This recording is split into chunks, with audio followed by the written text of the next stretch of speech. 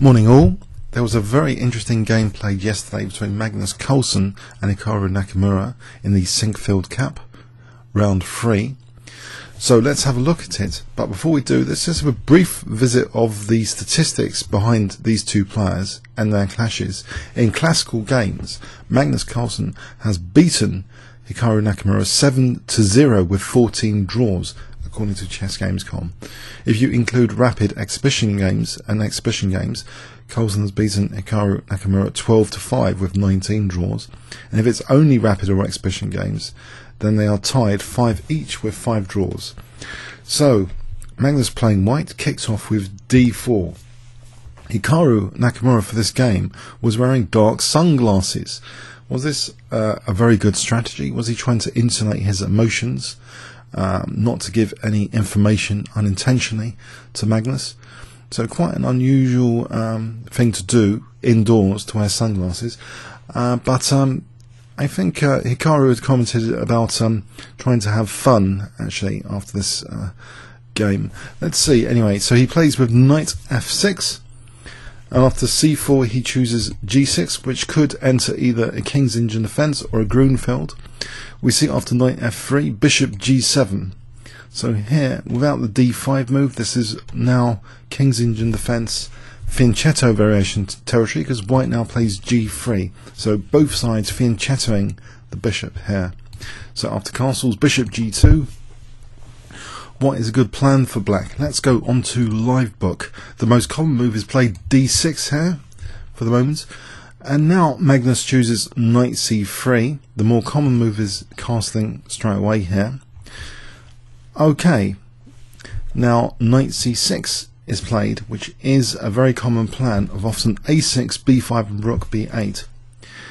This plan is designed to generate some queenside counterplay. Okay, white castles here, which is the most common move. And now a6 is actually usually the first step for this queenside counterplay plan, with 4,299 games in my ChessBase Livebook. The next most common is bishop f5 with 928 games, e5 with 760 games, and rook b8 with 523. So slightly unusual move order. And against this, the most common move for white is actually to play h3 here with 173 games, b3 has 109 games, the immediate d5 79 games, rook e1 37 games, bishop d2 28 games. But what Magnus plays, just 20 games in my Livebook, is actually bishop f4. So why is bishop f4 not that popular? Well, perhaps it can be a tactical liability sometimes to e5, but it's holding up the e5 break here, eyeing down this pawn chain. Maybe c5 is emphasized with bishop on f4. Okay, how can this be exploited, this bishop on f4? Okay, Hikaru carries on with a6 for the moment, which is the most common reply to this rare bird move. Rook c1. And now a slightly unusual move. In this particular position, there are 43 games with bishop d7 in my Livebook. That's the most popular idea. Knight h5 striking at the bishop with knight h5. It's just 7 games. b5 just 7 games. This next move Hikaru plays is actually h6, so it has ideas of potentially g5 at the right time, for perhaps even g4 to try and undermine the d4 pawn. Okay, Magnus in this position seems to positively invite g5 here. The most common move played is actually d5 here. With 4 games, very, very small game samples now, or just retreating the bishop to d2 or queen d3. But actually to play b3, this is rare bird territory now. Let's stick on a kibitza here. So this is inviting 2 forcing moves, g5 and potentially even g4, just to undermine the d4 pawn. And this is actually chosen in this position to play g5. The bishop has very limited options, and they both look bad, either to go to e3 or d2. If bishop e3, for example, then it looks as though knight g4 is very nice. Embarrassing pressure on d4 here is unveiled. Bishop can't step back here, just losing d4 would be safe to take there. And if queen d2, black cannot be any worse after picking up the dark square bishop here. This looks actually really good after g4 as well, with pressure on d4. It's just winning a pawn, in fact. So basically it looks as though that's not such a hot idea to play bishop e3, and bishop d2 even worse, just g4. This looks good for knight takes d4. So basically this commits white to this continuation d5. Okay, what is going on here? Black has to take the bishop, it seems. If he plays knight a5, he will have a very uncomfortable position after bishop d2. White's potentially using this d4 square soon, and this knight doesn't seem that great. If something like c5, this looks better for white, because this structure can be attacked with h4. This is not too hot to have this structure like this. For example, taking here and now striking with h4 against this structure, and this is better for white here, without white having a problem pawn on d4. Okay, so let's go to the game continuation. After d5, in fact, g takes f4 is taken, d takes c6. So we have imbalances here, quite a lot of imbalances, and let's trying to evaluate them. After h takes g3, black has the bishop pair. This dark square bishop in particular has no opposition. White has this dangerous pawn on c6, which cannot be captured that easily here without a major penalty. In fact, Hikaru in this position plays b5. Let's quickly examine. If he did take this pawn, it would seem white's much better with knight d4 here, threatening a horrible fork of queen and knight, and basically so ruling out c5 because knight c6. And if bishop d7, then white can just take this with advantage. That lovely light square bishop, lovely grip on the light squares. Black's compromised kingside here. White has an advantage here. So this move b5 seems one of the better moves, but are there some other alternatives here instead of b5? Because it does provide a target pawn on b5. The engine suggests something like knight g4 might be interesting. So what would be the idea? Just maybe taking here with the option of bishop takes d4. If knight d4 maybe is one of the ideas, but allowing white to take here, takes e3. Yes, this looks like quite a nice position for black. Not too bad. It's only a tiny advantage for white. This looks playable as well. Knight g4 here instead of b5. Another idea which might be quite good as well is e6. So in this position, what is black's idea? Well, maybe b takes c6 could still be on the cards here under a more favourable circumstance. If queen d2, knight g4 again, and this looks again, you know, okay for black. So basically Hikaru's continuation here seems a bit of a double-edged sword to play b5. It's keeping white with a nagging advantage potentially, because this pawn could be fixed if it's taken, but is taking the best, absolutely the best. Engine suggests actually queen d3 here, not taking it.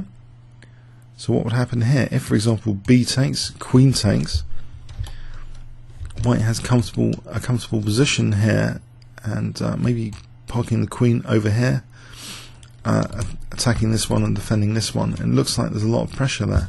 So that's a viable alternative perhaps to taking on b5, just to play queen d3.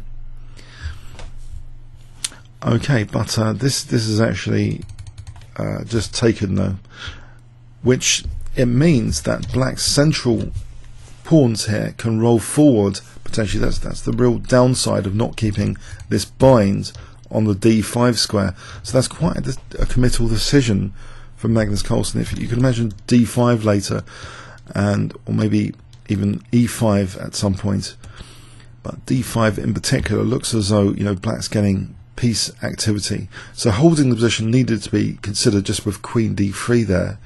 Okay, so c takes b5, a takes b5, and now this pawn is fixed on b5 with b4. But now, making use of the lack of a bind on d5, black can actually play d5 here quite safely.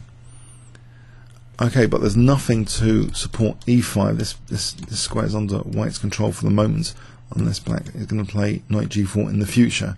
But there's pressure on d5 which needs to be considered. So queen d3,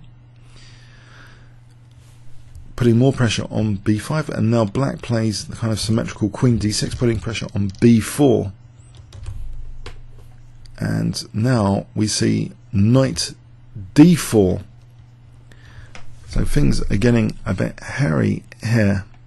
Let's have a look, for example, at e5. Is this a terrible move? Well, knight d takes b5 looks quite painful for black. If takes here, knight takes c7, this looks to be completely avoided.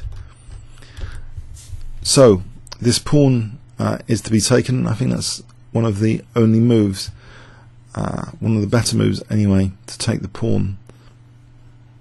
And it is taken. Queen takes b4. And now Magnus doesn't I don't think he can actually take this pawn. It'll be too dangerous because of the pin with bishop a6. Let's have a quick look. If he does, for example, knight takes b5 here, bishop a6 is a very, very nasty pin. So something like this is very nice for black. Okay, so the idea is not to take that pawn. I think taking here is even worse for e5, so forget that as well. The idea is now to play a4, and this is really, really tricky position. And apparently Hikaru spent about 17 minutes on this next move. Very hairy position. It looks as though b takes a4 is obviously out of the question because of rook b1 winning material. But let's have a quick look. It's not so clear cut. b takes a4, rook b1. There's an interesting resource behind the scenes of this game, if this had been played, which is bishop a6. So that protects the rook on b8, counterattacks the queen here. If rook takes b4, bishop takes d3, rook takes. This is a very hairy position, but worth having a look, because even though black's a piece down, this passed a pawn and this lovely bishop on this diagonal which can support the a pawn is always interesting to consider.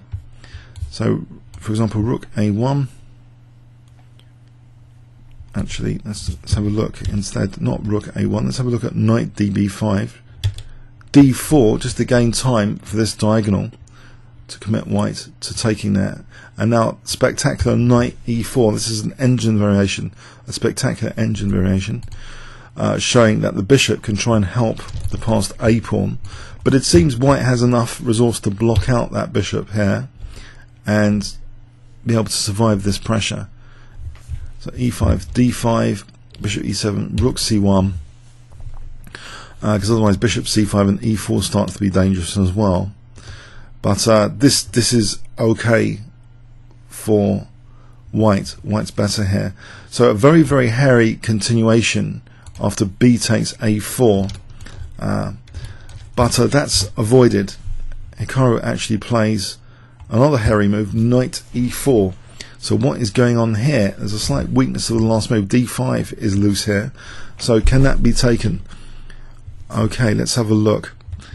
So in the game, after knight e4, if knight takes d5, which wasn't played, attacking the queen, it will be quite bad to take on d4 here because of knight takes e7 check, or even stronger, just taking on d4 first.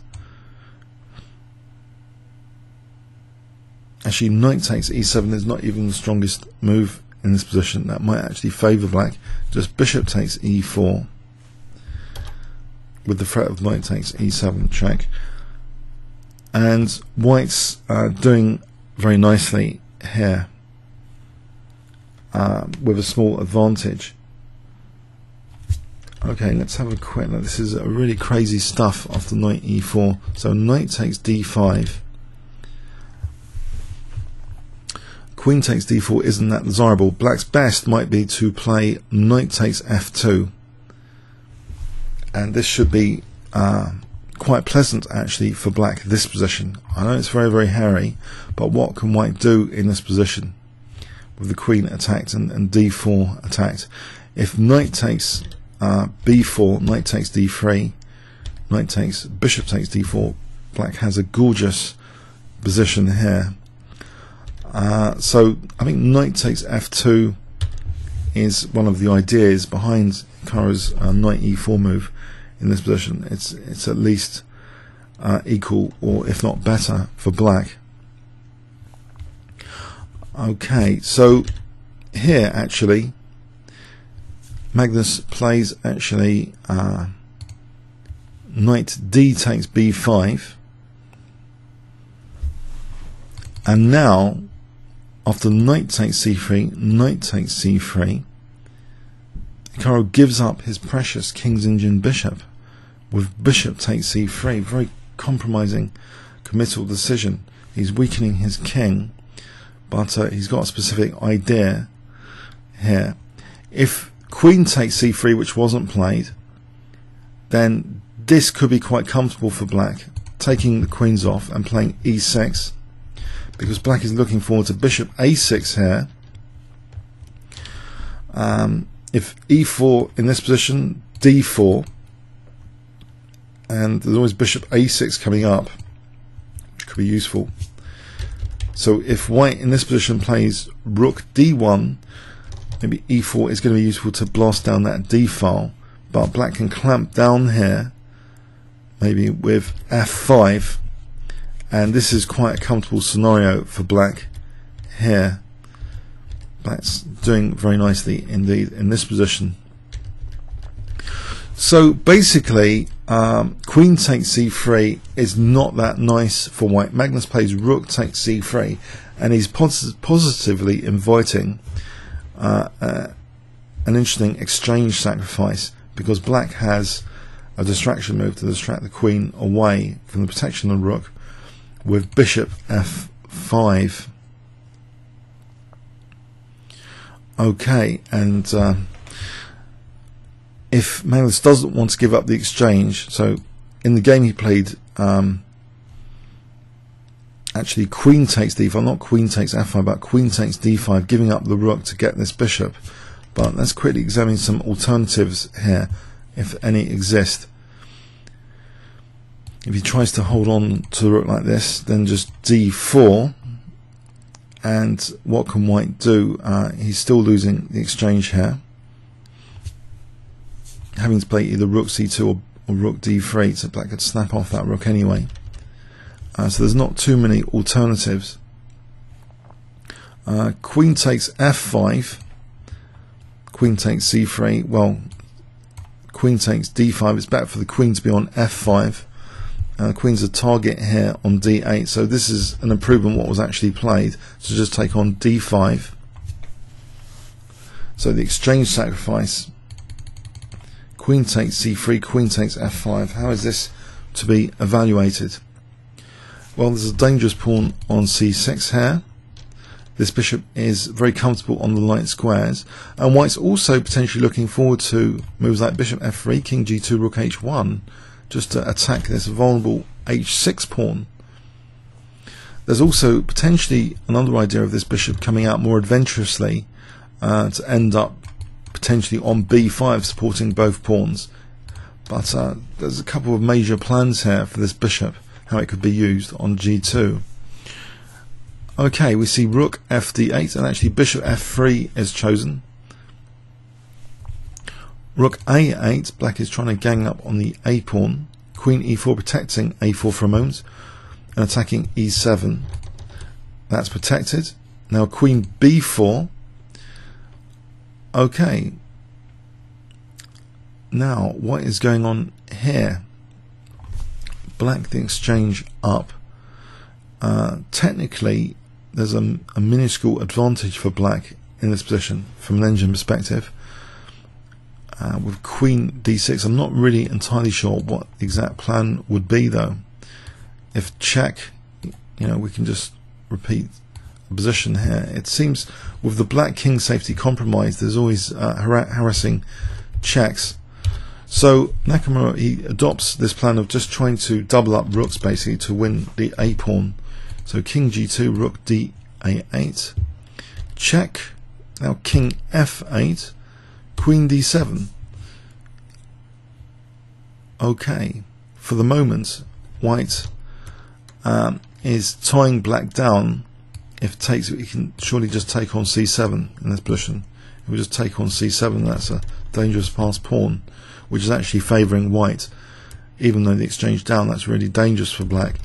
So actually Nakamura plays e6, he's holding on to c7 for a moment. Rook d1, queen e5, protecting c7. Now he's ready, more ready to take on a4. Rook h1 now, king g7. Okay, and here we see rook b1. Let's have a quick examination if this rook could have been swung in. If rook h4, no, it doesn't do anything. Rook takes, just defends g4, of course.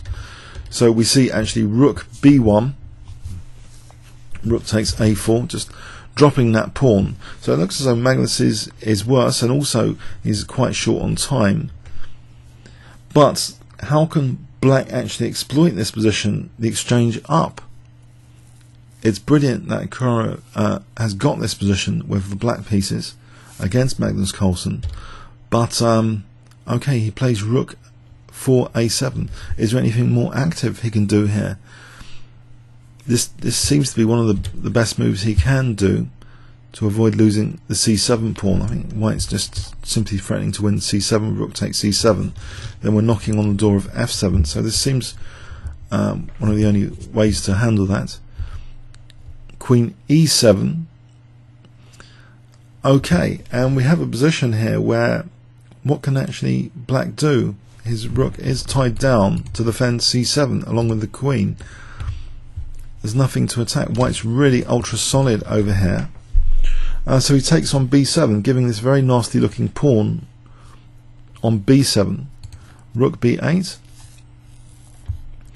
queen d7, c5, and it looks as though is this c pawn going anywhere? Well, queen c6. Black is really locked down to this pawn on b7 though. King f6, the king is being a little bit adventurous here, going to e7 now. And it looks as though, visually in this position, as though black might have an aggressive intent to try and use the rook and the queen and blast through. But is there time for that sort of thing after king g2?